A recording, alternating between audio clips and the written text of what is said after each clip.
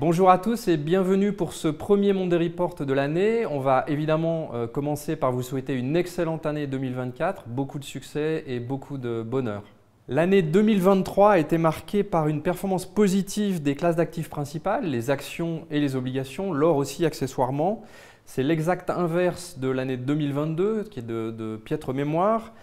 Vous avez 24% sur les actions américaines, 13% pour l'Europe, seulement 4% en revanche sur le marché suisse qui est un marché nettement plus défensif et qui a été aussi probablement handicapé par la forte hausse du franc suisse, notamment plus 6% le franc suisse contre l'euro l'année dernière. Les obligations, qu'elles soient gouvernementales ou d'entreprise, ont dégagé des performances de 4 à 10%, ce qui est une très bonne performance pour cette classe d'actifs.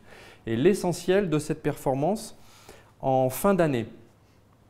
Comment est-ce qu'on débute l'année 2024 en termes d'allocation d'actifs, en termes de positionnement? Nous sommes légèrement sous-pondérés sur les actions, à peu près 90%, 90% pour les francophones de notre poids neutre. Nous considérons que le sentiment est excessif sur cette classe d'actifs à fin 2023. C'est d'ailleurs confirmé par une performance qui est négative pour le début de l'année 2024, en parallèle d'indicateurs macroéconomiques américains qui ont eux-mêmes été relativement décevants.